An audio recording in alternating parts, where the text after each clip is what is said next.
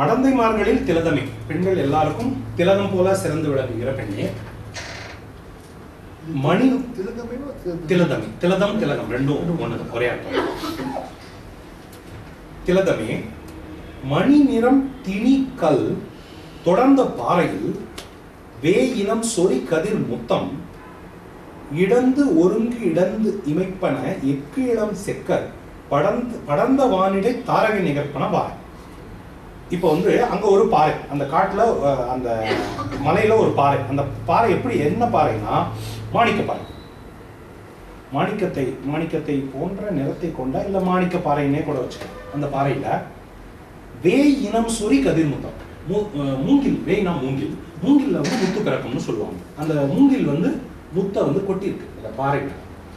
அதை பார்க்கும்போது கரும்பாறை மேல முழுக்க முத்து இறஞ்சி கிடக்கிறத பார்க்கும்போது அந்த வானத்துல நட்சத்திரங்கள் இருக்கிற மாதிரி இருக்கு. அதுதான் இந்த பாட்டு.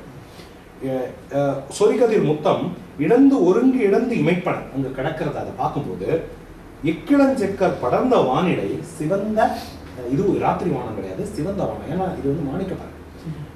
மாணிக்கப்பாறைங்கிறது சிவப்பு. இப்பதான் பார்த்தோம் மாணிக்கத்துல அவங்களோட சிவப்பு காலடி தெரியலன்னு பார்த்தோம். ஸோ சிவப்பு மாணிக்கப்பாறையில் அந்த முத்துக்கள் இருக்கிறத பார்க்கும்போது செக்கர வானம், இந்த மாலை நேர சிவந்த வானத்துல நட்சத்திரங்கள் அங்கங்க தோன்ற மாதிரி ஒரு காட்சி. படர்ந்த வானிடை தாரகை நிகழ்ப்பன பார்த்தோம்.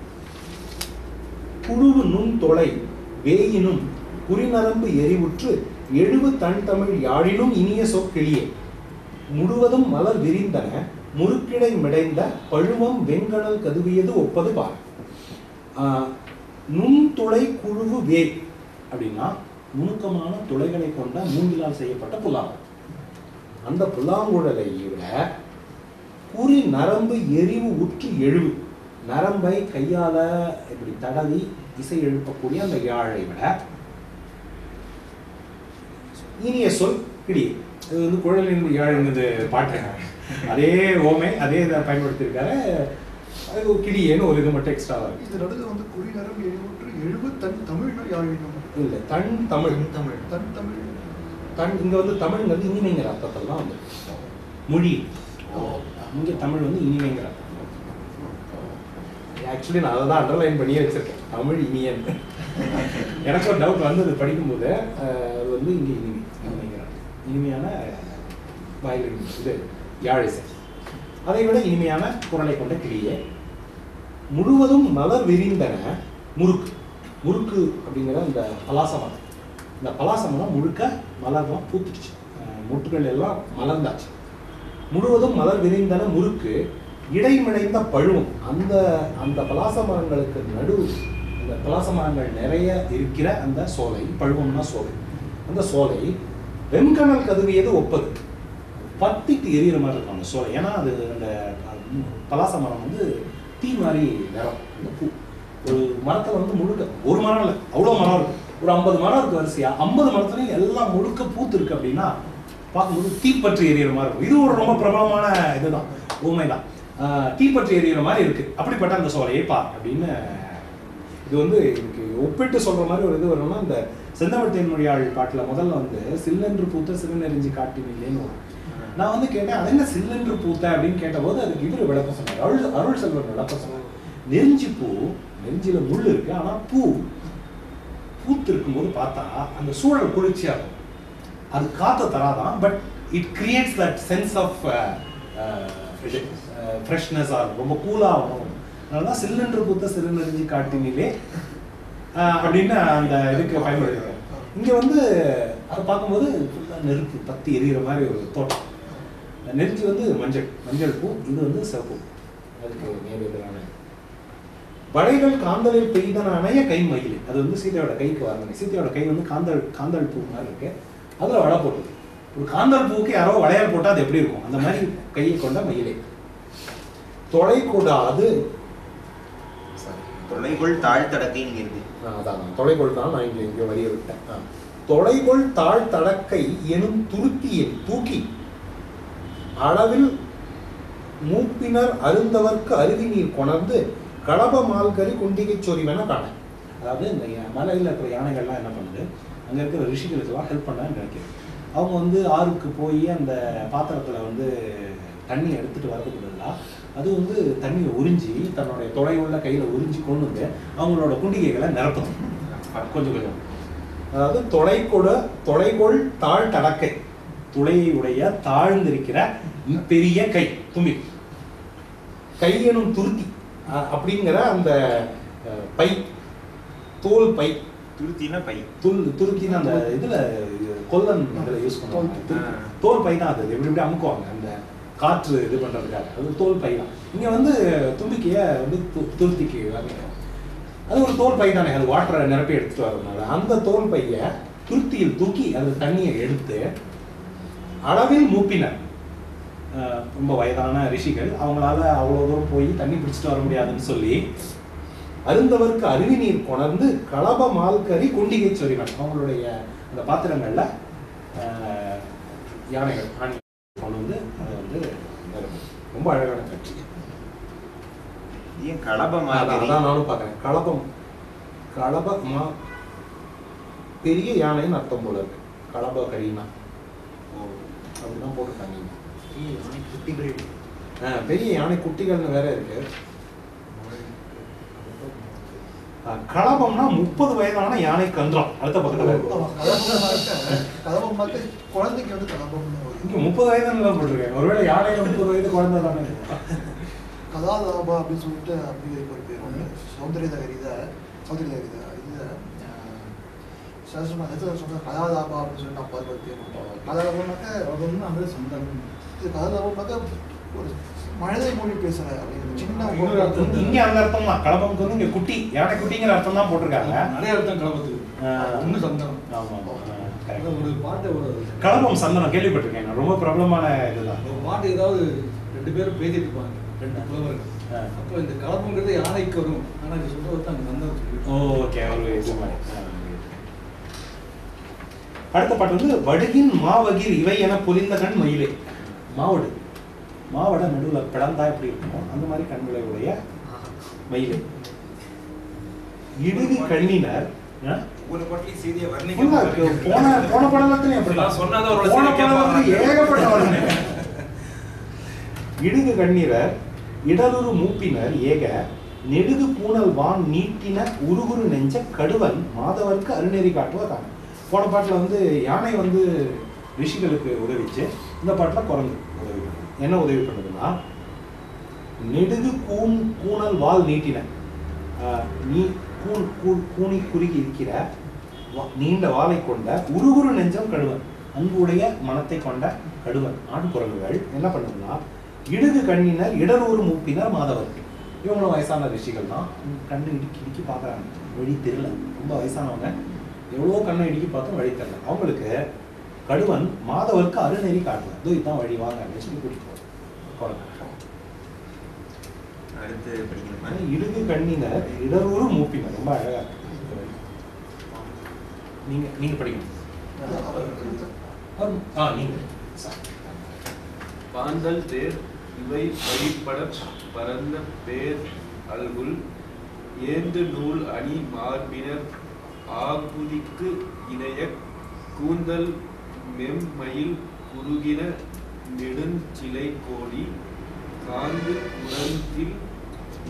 குண்டத்தில் அடங்கு ஏறி எழுப்புவ காணாய் அலம்பு வார் குழல் ஆய் மயில் பெண் அருங்கலமே நலம்பே வேதியர் மார்பீனு இடைபுற நாடி சிலம்பி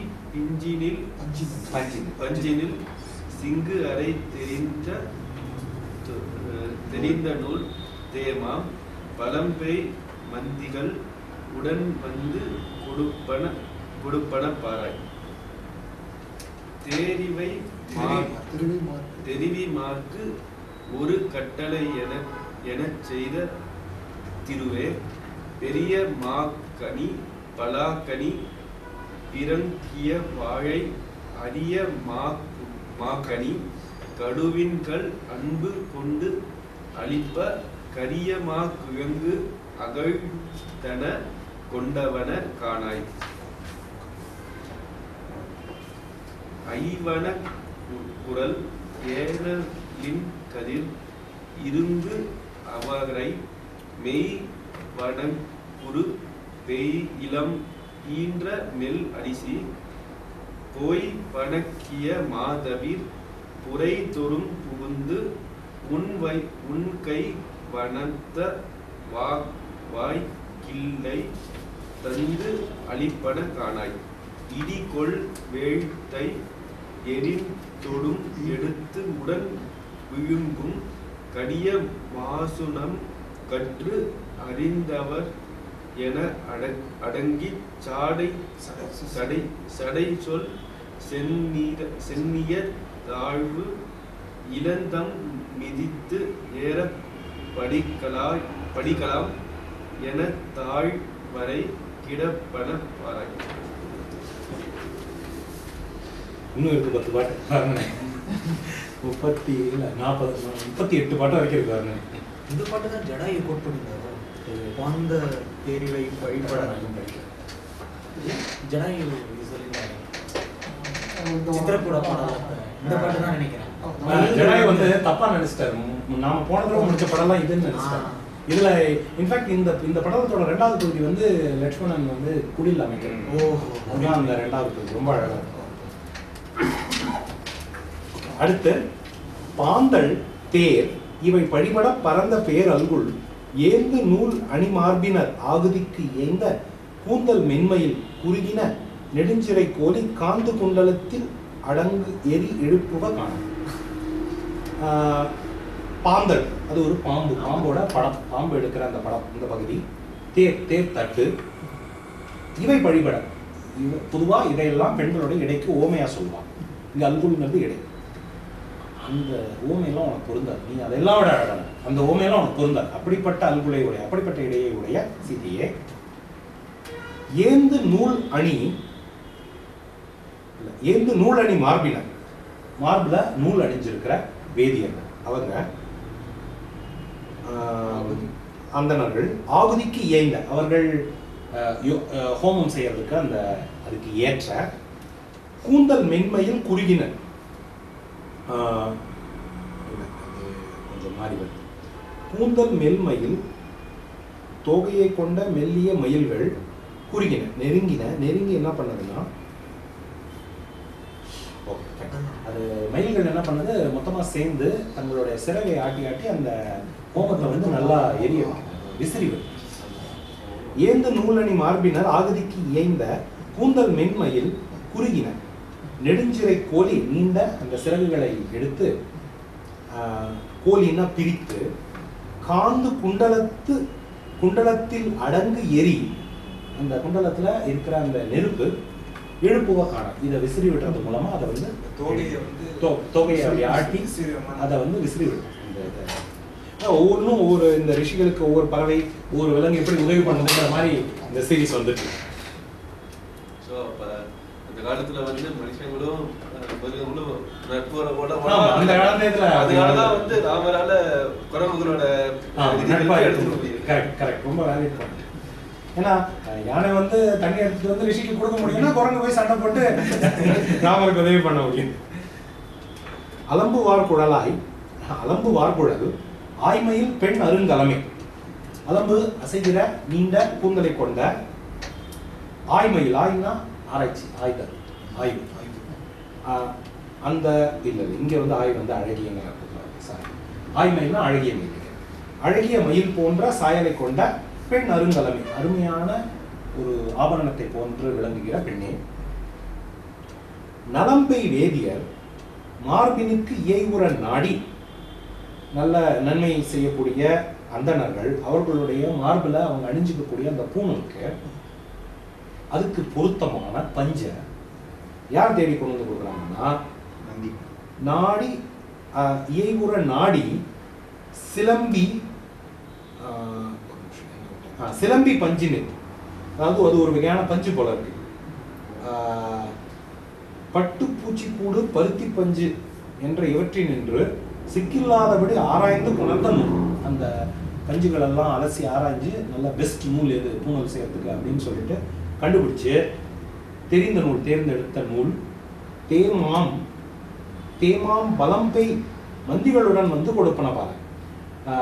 தேமா அந்த மரம் இருக்கு இல்லையா, அந்த தேமா மரத்திலிருந்து கனியை உருக்கும் தன்மையாகிய குரங்கள். பொதுவாக வந்து அந்த மரத்து மேலே ஏறி மரத்தை உலுக்கி காயெல்லாம் பறிக்கக்கூடிய அந்த மந்திகள் இப்போ குறும்பு செய்யாமல் இவங்களுக்கு உதவி பண்ணுறதுக்காக அந்த பஞ்சுகளை எல்லாம் தேடி கொண்டு வந்து அவங்களுக்கு கொடுக்கறதை பாருங்க. திருவை மார்க் ஒரு கட்டளை என செய்த திருவை. இது வந்து ஃபர்ஸ்ட் வரி வந்து ஒரு இது மாடல், பெண்களை எப்படி படைக்கணும் அப்படிங்கிறதுக்கு சீதை ஒரு மாடல். திருவை மார்க் ஒரு கட்டளை, இனிமே பெண்களை இப்படிதான் படைக்கணும் அப்படின்னு சொல்லிட்டு ஒரு டெம்ப்ளேட் செஞ்சு வச்சுட்டார் கடவுள். வச்சுட்டு அதுக்கப்புறம் அதுக்கு ஏற்ற மாதிரி மற்ற பெண்களை படைக்க ஆரம்பிச்சார். அப்படிப்பட்ட பெண்ணே பெரிய மாக்கனி பலாக்கனி பிறங்கிய வாழை அரிய மாக்கனி. இங்க ரெண்டாவது வர மாக்கனி வந்து சிறந்த கனி. முதல்ல வர மாக்கனி வந்து பழம் மாம்பழம், ரெண்டாவது வர மாக்கனி வந்து சிறந்த கனி. இந்த கனிகளை எல்லாம் கடுவன்கள் அன்பு கொண்டு அடிப்ப அந்த ஆண் யானைகள் வந்து என்ன பண்ணுதுன்னா ரொம்ப அன்போட அந்த பழங்களை எல்லாம் கொண்டு வந்து கொடுக்குது. இங்க வந்து யாருக்கு கொடுக்குது அப்படின்னு போடல, நம்ம வந்து இதுக்கு முன்னால அந்த பாடல்களோட ஒப்பிட்டு முனிவர்களுக்கு கொடுக்குதுன்னு வச்சுக்கலாம். அது கொடுக்கும்போது நாம சும்மா இருக்கணுமா அப்படின்னு சொல்லி இந்த கரிய மாங்கிறது வந்து கருப்பான மிருகம் பன்றி. பன்றி என்ன பண்ணுது, அதால மரத்துல ஏறி பழம் பறிக்க முடியாது. அது என்ன பண்ணுது, கிழங்க தோண்டி, பன்றியால அதான் செய்ய முடியும், கிழங்கு அகழ்ந்தன கொணர்வன் அதை வந்து கிழங்க கொண்டு வந்து இந்த முனிவர்களுக்கு கொடுக்கும். ஐவனக்குரல் திணை திணை ஐவனக்குரல் திணை கதிர் இருங்கு அவை அவரை மெய்வனக்குறு வேய் இனம் ஈன்ற மெல் அரிசி பொய்வணக்கிய மாதவர் புரைதொறும் புகுந்து உன் கைவனத்தவாய் கிளை தந்து அளிப்பன காண. அடுத்து கிளி. கிளி வந்து கிளிக்கு வந்து என்ன வருதுன்னா உன் கை கைவனத்த வாய் கிளி. பொதுவாக அவன் கையில் இருக்கக்கூடிய கிளிகள். சீதை வந்து இதில் இருந்தபோது அரண்மனையில் இருந்தபோது கிளிகளை வச்சிருந்துருக்கான். உன் கையில் பொதுவாக இருக்கக்கூடிய அந்த கிளிகள் இப்போ இங்கே என்ன பண்ணுதுன்னு பாரு. என்ன பண்ணுதுன்னா இதெல்லாம் கொண்டு வருது. ஐவனக்குரல்ங்கிறது வந்து மலைங்கள். அடுத்து வந்து திணை. மூணாவது சோளம், இருங்கு அவைங்கிறது சோளம். அவரை வேயினம் ஈன்ற மெல் அரிசி, அதாவது மீ வணக்கணும்னு அப்படி வளையக்கூடிய உடம்பு அப்படி வளைக்கக்கூடிய வேய். மூங்கில்ல அரிசி, கொஞ்ச நேரம் முன்னாடி மூங்கில்ல முத்து அந்த அரிசி, அது ஒரு மூங்கில் அரிசின்னு சொல்லுவாங்க. அந்த அரிசி இதெல்லாம் என்ன பண்ணுது, இந்த கிளிகள் மாதவர் புரைதோறும் புகுந்து இந்த பெரிய ரிஷிகளோட ஆசிரமத்துக்கெல்லாம் போய் தந்தடிப்பாங்க. அவங்களுக்கு கொடுக்குது, அது சாப்பிட்றதுக்கு கொடுக்குது, அவங்களுக்கு வந்து சாப்பாடு தேடி கொண்டு வந்து கொடுக்குது கிளி. ஒவ்வொன்றும் அந்தந்த மிருகம் என்ன செய்யுமோ அதை வந்து பொருத்தமாக பயன்படுத்தியிருக்காங்க. அவங்க என்ன செய்யக்கூடாது. கிளியால் இது முடியும், பன்றியால் அதை அகழ்ந்து எடுக்கிறது தான் முடியும், குரங்கால வந்து இந்த பழங்களை பறித்து கொண்டு வரது முடியும். அந்த மாதிரி வந்து ஒவ்வொன்றும் பார்த்து இது பண்ணிருக்கோம். ரொம்ப இதுவாக. அடுத்து இது ரொம்ப பிரில்லியண்டான பாட்டு. சரி, இதெல்லாம் இது பண்ணிடுச்சு. ஒரு மலைப்பாம்பால என்ன பண்ண முடியும் அப்படின்னு பார்த்தா அவங்க மலை மேலே ஏறதுக்கு வசதியாக படி மாதிரி இருக்கும். அப்படி படுத்துக்கலாம். அப்பா அதனால வேற எதுவுமே செய்ய முடியாது தான் நம்ம முடிஞ்சது அது செய்யும். அதுதான் இந்த பாட்டு ரொம்ப அருமையான பாட்டு. இடிகொள் வேளத்தை எயிற்றோடும் எடுத்து உடன் விழுங்கும் கடிய மாசம். அதுக்கு ஒரு வர்ணனை. சும்மா சாதாரண மலைப்பாம்பு கிடையாது, பெரிய மலைப்பாம்புன்னு சொன்னாதான் அந்த பிரம்மாண்டம் நமக்கு புரியும். அது எப்படிப்பட்ட மலைப்பாம்புன்னா ஒரு பெரிய யானையை எடுத்து எயிற்றோடும் விழுங்குமா. வெறுமனே விழுங்காது, அதோட தந்தத்தோட சேர்த்து விழுங்க முடியும். பொதுவாக யானையை வெறுமனே விழுங்குனா அந்த தந்தம் குட்டி கீழ்ச்சிடும் இல்லையா. பட் அந்த யானை எவ்வளோ குட்டியாகவும் இந்த மலைப்பாம்பு எவ்வளோ பெருசாக வந்து எடுத்து விழுங்குனா அந்த தந்தத்தால் கிழிக்க முடியாதுங்க. மலைப்பாம்பு அவ்வளோ பெரிய மலைப்பாம்பு. ஒரு இடிகொள் வேளத்தை எயிற்றோடும் எடுத்து உடன் விழுங்கும் கடிய மாசனம்.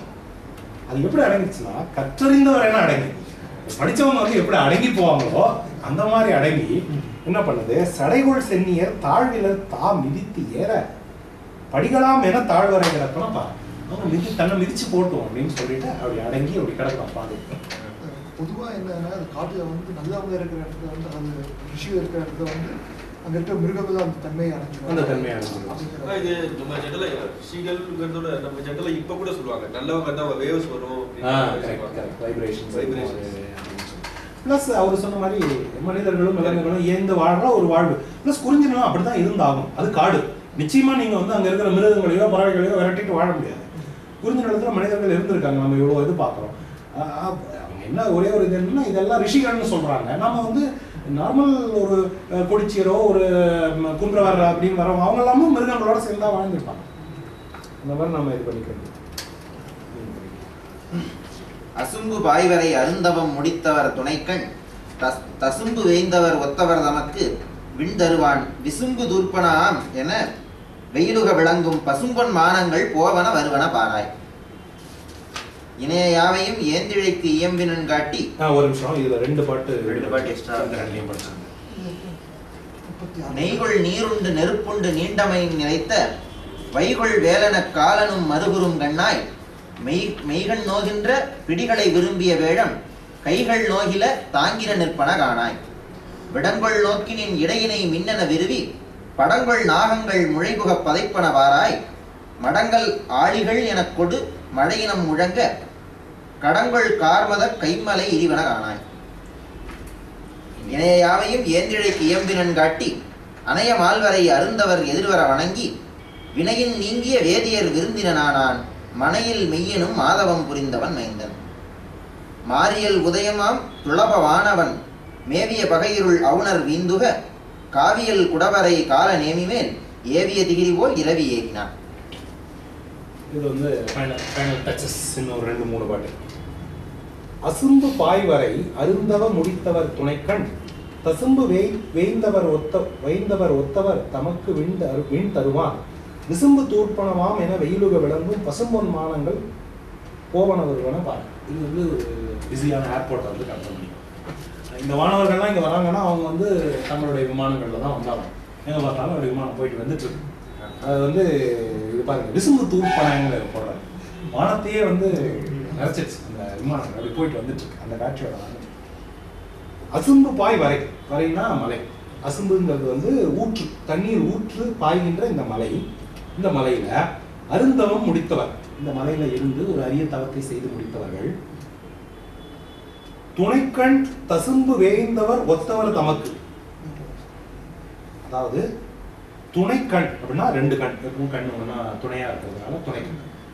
தசும்பு வேய்ந்தவர் ஒத்தவர் அப்படின்னா 2 கண்ணுலையும் ஒரு தண்ணீர் குடத்தை வச்சுட்ட மாதிரி கண்ணுல இருந்து கண்ணீர் பெருகிட்டே. கண்ணீர் இல்லை, அது வந்து அன்புன்னு வச்சுக்கோங்க. அன்பு எல்லார் மேலேயும், ஒரு தவம் செஞ்சு முடிச்சவங்களுக்கு எல்லார் மேலேயும் அன்பு தான். அவங்க யார் மேலேயும் கோவப்பட மாட்டாங்க. அப்படி அவங்க அன்புமயமானவர்கள். அவங்களுக்கு தசும்புனா கண்ணீர், தசும்புன்னா குடம். கீழே போடும். தசும்புன்னா குடம். ஒரு குடத்தை கண்ணில் வச்ச மாதிரி அப்படி அன்பு பொழிஞ்சிட்டே இருக்கு. அவங்களுக்கு விண் தருவான், அவங்களுக்கு மோட்சம் கொடுக்கும். அவங்க தவம் பண்ணிட்டாங்க, they've done whatever is required. அவங்களுக்கு மோட்சம் கொடுக்கறதுக்காக வானவர்கள் வராங்க. அப்படி விண் தருவான் விசும்பு தூர்ப்பனவாமன வெயிலுக விளங்கும். அப்படி இந்த பக்கம் அந்த பக்கம்லாம் மானங்கிறது விமானம். விமானங்கள் அங்கே இனி போயிட்டு இருக்கு. பசும்பொன் மானங்கள், பசும் பொன்னாலான விமானங்கள் போவன வருவன பாரு போயிட்டு வந்துட்டு இருக்கு.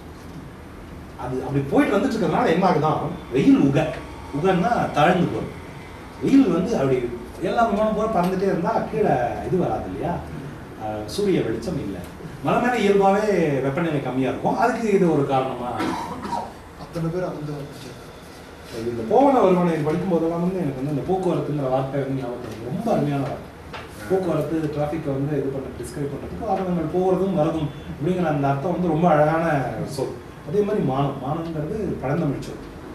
விமானம்க்கு வந்து நம்ம இப்போ சகஜமாக பயன்படுத்துகிறோம். ஆனால் மானமும் அதே அர்த்தம் தான். ரெண்டும் மானம்னு சொன்னாலும் விமானத்துக்கு அதே மாதிரி அந்த ஆறு, யாரு, அந்த மாதிரியெல்லாம் நிறைய வார்த்தைகள் நம்ம இன்னைக்கு பயன்படுத்துறது ஆறு. ஆனால் யாருன்னு சொன்னாலும் அதே பொருள் தான். ஆறுங்கிறது வழி, தண்ணீர் வருகிற வழி, அதனால அது பேர் ஆறு. நெய்கொள், அது உங்க இதுல இல்லை, உங்க புக்கில் இல்லை, பின்னாடி நெய்கொள் நீர் உண்டு நெருப்பு உண்டு நீண்ட மை நிறைந்த வைகொள் வேல் என காலனும் மறுகுறும் கண்ணாய் மெய்கள் நோகின்ற பிடிகளை விரும்பிய வேடம் கைகள் நோகில தாங்கின நிற்பன காண. அதாவது நெய்ங்கிறது எண்ணெய் பூசம். நெய்கொள் நீர் உண்டு, நீர்கொள் நெய் உண்டு, திரவமாக இருக்கிற நெய்யை பூசி. நெருப்பு உண்டு, நெருப்புல இந்த வேலுக்கு வந்து நெருப்புல போட்டு தான் அதை செய்வாங்க. அந்த நெருப்பு அது நெருப்பையும் சாப்பிட்டுருக்கு, நீராகிய நெய்யையும் சாப்பிட்டுருக்கு அந்த வேல். நீண்ட மை நிறைந்த கண்கள், அந்த வேலை போன்ற நீண்ட மை நிறைந்த வைகொள் வேல் என காலனும் மறுகுறும் கண்ணாய். ஒரு யமன் கூட உன்னை பார்த்தா கலங்கிடுவான். அப்படிப்பட்ட யமன் யாரை பார்த்தா யமனை பார்த்தா எல்லாரும் பயப்படுவாங்க. ஆனால் யமன் உன் கண்ணை பார்த்தா பயந்துடுவான். அது ஒரு அப்படிப்பட்ட ஒரு ஆயுள். அப்படிப்பட்ட கண்களை உடைய சீதையே. அடுத்து இந்த காட்சி என்னன்னா, மெய்கள் நோகின்ற பிடி. பெண் யானை ஏதோ உடம்பு சரியில்லை, இல்லை கர்ப்பமா இருக்கு, ஏதோ ஒண்ணு, அதுக்கு வந்து ஏதோ ஒரு மெய் வருத்தம், உடல் வருத்தம் இருக்கு. அப்படிப்பட்ட அந்த பிடிகளை விரும்பிய வேழம், அந்த பெண் யானைகளை நேசிக்கிற ஆண் யானை கைகள் நோயில தாங்கி நின்றுருக்காங்க. அது என்ன பண்ணுதுன்னா, தாங்கி நிற்குது, அந்த கை பிடிச்சிட்டு நிற்குது அப்படின்னு வச்சுக்கலாம். இல்லை இன்னும் கொஞ்சம் மிகையா கற்பனம்னா அதை தாங்கிட்டு நிற்குது, அப்படி கையில வச்சு தாங்குறான் அப்படின்னு சொல்றோம் இல்லையா, அப்படி பார்த்துக்கிறான் அப்படி. அந்த மாதிரி தங்கள் கை நோகில அப்படி தாங்குறதுனால ஆணி யானைக்கு கை நோக மாட்டேங்கிறான். ஏன்னா அந்த அன்பு காரணம், அது மேல இருக்கிற அன்பு காரணமா உனக்கு உடம்பு சரியில்லையா நான் பாத்துக்கிறேன் அப்படிங்கிற மாதிரி ஒரு இதோட அவங்க நிக்கிறத பாரு. அடுத்து வந்து விடம்கொள் நோக்கி. இது வந்து ரொம்ப எனக்கு ரொம்ப பிடிச்ச ஒரு வர்ணனை.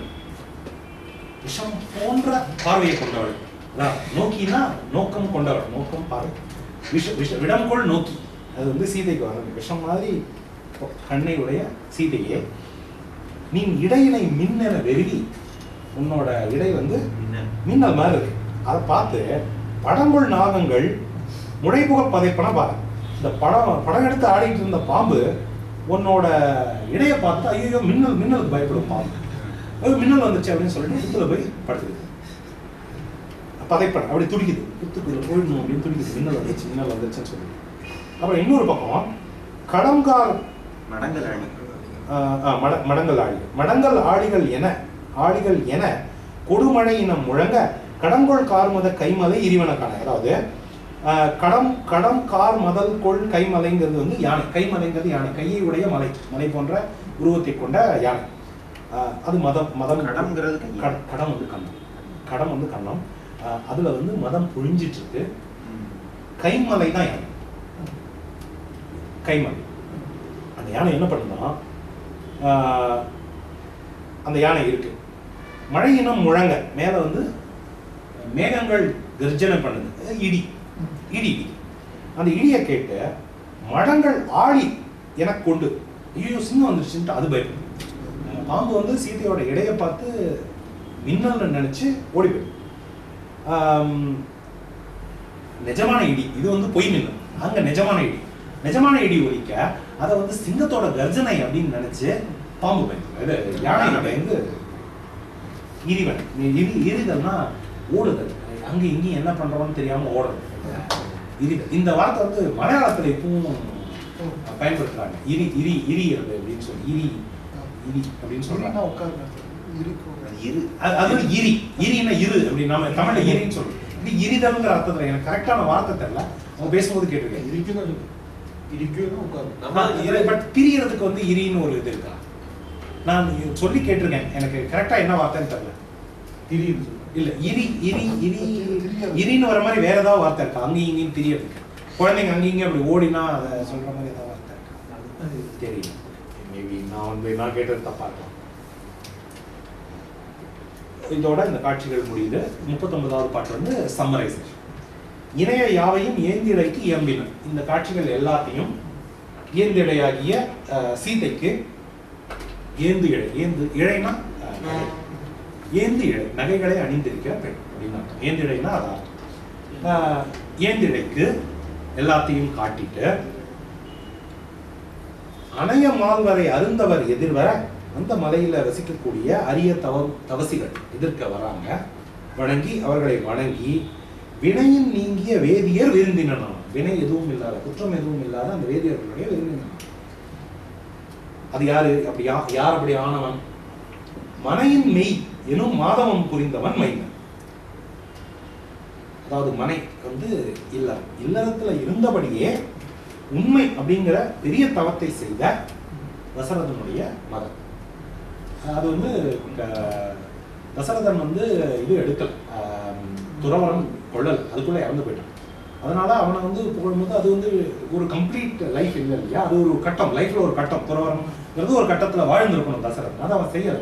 ஆனாலும் அது அவனுக்கு பெருமையாவே. அதனால என்ன, அவன் அதை செய்யலைன்னா என்ன, அவன் வந்து பெண்டாட்டி பிள்ளைங்களோட வாழ்ந்துட்டு இருந்த போதே உண்மைங்கிற தவத்தை செஞ்சிருக்கானே அப்படின்னு ஒரு விதத்துல தசரதனை சிறப்பிக்கிற ஒரு பதம் தான்.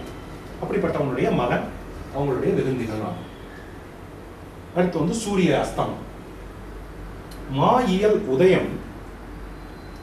உதயமாம் துளவம் வானவன் மேவிய பகையிருள் அவுணர் வீந்து உக காயியல் குடவரை கால நேமி மேல் ஏவிய திகிரி போல் ரவி ஏகினான். மா இயல் உதயமாம் துளவன் வானவன், பெருமை கொண்ட தோற்றத்தை கொண்ட, துளவம்னா துளசி மாலையை அணிந்த விஷ்ணு திருமால். மேவிய பகை இருள் அவுணர் வீந்து உக, அதாவது பகை கொண்ட இருள் போன்ற தீயவர்கள் அசுரர்கள் வீழ்ந்து உக, அவங்க வீழ்ந்து அழியுமாறு வீழ்ந்து உக கால நேமி மேல் ஏவிய திகிரி போல் சக்கராயுதத்தை அனுப்பி, திகிரிங்கிறது சக்கரம், இந்த சக்கராயுதம், சக்கராயுதத்தை அனுப்பி எதிரிகளை எல்லாம் கொன்னுட்டா அப்படியே சக்கரம் அப்படி பறந்து போகும் இல்லையா, அந்த மாதிரி சூரியன் பறந்து போச்சு. அதே போல கானா சோலை, பூங்கான்னு சொல்றோம் இல்லையா, அந்த காலம் சோலைகள் நிறைந்த அந்த மலையில சூரியன் போச்சு. சூரிய அஸ்தமம். முன்ன வந்து சூரியன் கிரீட மாதிரி இருக்குன்னு பார்த்தோம். அப்போ வந்து சூரியன் உச்சியில இருந்திருக்கு, இல்லை மாலை நேரம் நல்ல இதுவாக இருந்திருக்கு. இப்போ போய் அஸ்தமம் போயிடுச்சு. சக்கரம் தானவன் உடலில் தாக்குற சிக்கிய சோழியில் பறந்தது எங்கனம் செக்க அத்தீயவன் வாயின் தீர்ந்து வேறு ஒக்கவான் தனையேறு ஒத்தது இந்துவே. ஆனந்தம் மகளிருக்கு அளித்த தாமரை பூநனி முகிழ்ந்தன புலரி போனபின் மீன் என விளங்கிய வெள்ளி ஆம்பல்வி வான் எனும் மணித்தடம் மலர்ந்த எங்குமே. நந்தியும் கடுவனும் மறந்தது நோக்கின தந்தியும் பிடிகளும் தடங்கள் நோக்கின நிந்தையில் சகுந்தங்கள் வீதம் நோக்கின அந்தியை நோக்கினான் அறிவை நோக்கினான். மொய்வுறு நறுமலர் முகிழ்த்ததவாம் சில மையறு நறுமலர் மலர்ந்தவாம் சில அயனோடு இளவர்க்கும் அமுதனாலுக்கும் கைகளும் கண்களும் கமலம் போன்றவை. மாதை வந்து அகன்றபின் மருங்கி விதானோடும் வேலை வந்து உறைவிடம் மேயது ஆம் என கோதை வந்து உமிழ் சிதை தம்பி கோதிய சதை வந்து எதிரான் தகத்தின் மேய்தினான். இந்த 45வது பாட்டு வந்து நிறைய மாற்றங்கள் இருக்கு. படிக்கும்போது 2 தடவை படிச்சு அர்த்தம் ஒண்ணுதான், பட் சொற்கள் ரொம்ப ரொம்ப மாறி இருக்கு. இந்த அளவுக்கு டிஃபரன்ஸ் பார்க்கறது.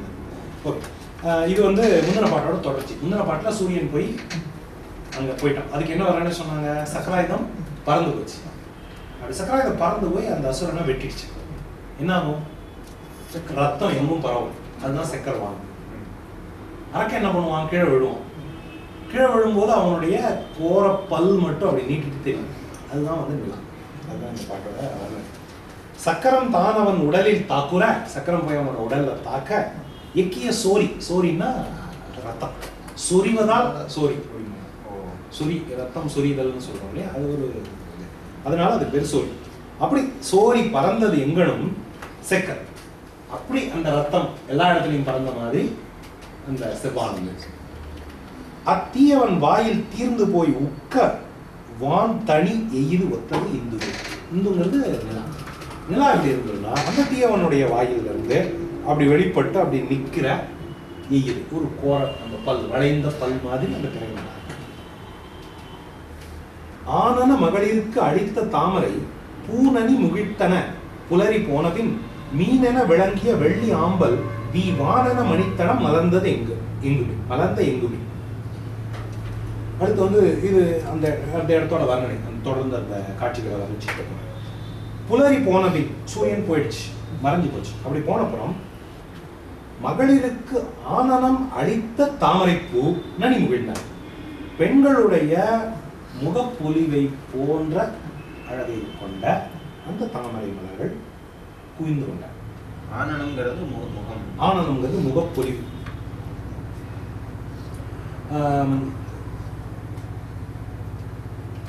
அதாவது இது எப்படி சொல்றாங்கன்னா, பெண்களுக்கு முகப்பொலிவை தந்தபடி தாமரை மலர்கள் குவிந்தனங்க. அப்படின்னா என்ன, ஓகே, கீழே விளக்கம் கொடுத்துருக்கேன். அதாவது அந்த தாமரை மலர்கள் மலர்ந்து இருந்த வரைக்கும் நம்மளை விட அழகா இருக்கேன்னு பெண்கள் வந்து பொறாமையில் இருந்தாங்க. சூரியன் போனவொடனே கூம்பிடுச்சா, இவ்வளவு நேரம் என்ன இது பண்ணல அப்படின்னு அவங்க முகம் மலர்ந்துச்சான். இப்போ வந்து நான் தான் அழகு, அது வந்து குவிஞ்சு போச்சு அப்படின்னு சொல்லி ரொம்ப ரொம்ப அழகா இருக்கு.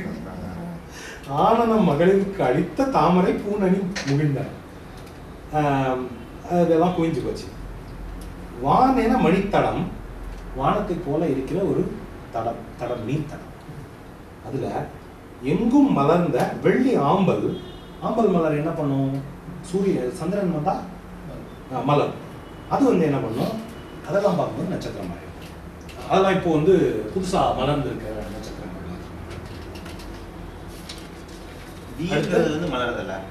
வீங்கிறது வந்து மொட்டு. அதாவது மொட்டு இல்லை, அது ஆக்சுவலி சாரி, மொட்டுன்னு சொல்றது தப்பு. ஏன்னா இன்னைக்கு வந்து நம்ம 2 வார்த்தை தான் வச்சிருக்கோம், மொட்டு பூ அவ்வளவுதான். பட் முன்ன நிறைய இருந்தது. அந்த போது, பகலெல்லாம் போதாகின்னு வரும் இல்லையா? காலை அரும்பி பகலெல்லாம் போதாகி மாலை மலரும் இந்நோய். அங்கே கூட 3 தான் வருது. பட் 7 ஸ்டேஜோ 8 ஸ்டேஜோ படிச்சேன் நான் ஆக்சுவலி. அதுல தான் 1 வி. வி வந்து ஒரு தளிர் மாதிரி ஒரு மென்மையான ஒரு நிலை. அது எந்த ஸ்டேஜ், எங்க இஸ் இட் நியர் டு மொட்டு ஆர் நியர் டு பூன்னு எனக்கு தெரியல. அது ஒரு நம்ம சொல்றேன், இதெல்லாம் வார்த்தைகள்லாம் நம்ம ரொம்ப எழுதிட்டோம். அதான் இப்போ மொட்டு பூ அவ்வளவுதான். இந்த 2 தவிர நமக்கு நடுவில் இருக்கிற இன்டர்மீடியட் ஸ்டேஜ் எதுவுமே தெரியாது. அது ஒவ்வொன்றுக்கும் பேர் இருக்கு. அதே மாதிரி இலை சருகு அவ்வளவுதான் நமக்கு தெரியும். அங்க இன்டர்மீடியட் ஸ்டேஜ் எல்லாத்துக்கும் பேர் இருக்கு. நீர்ப்பசை போயிட்ட ஆனா பச்சையா இருக்கிற இலைக்கு ஒரு பேர் இருக்கு. அந்த மாதிரி ஒவ்வொரு ஸ்டேஜுக்கும் கடைசி ஸ்டேஜ் தான் சருகு. நம்ம அதை வச்சுக்கிட்டா நடுவில் இருக்கிறதெல்லாம் முக்கியம் இல்லை. மெட்டீரியல் படிக்கிறது மெட்டீரியல் படிக்கிறது. அதுல you can all this. Oh okay okay okay. எந்தெந்த ஸ்டேஜ்ல பறிக்கும் அந்த கரெக்ட். செடி பறிக்கிறது கொண்டு வருவாங்களே. ஆமா ஆமா ஆமா கரெக்ட். இதுல தான் பறிக்கணும். ஓ இந்த ஸ்டேஜ்ல பறிக்கணும். இந்த ஸ்டேஜ்ல பறிக்கணும். கரெக்ட். பறிக்கணும். அந்த வித்தியாசம் தெரிஞ்சிருக்காம பறிக்க முடியாது. கரெக்ட்.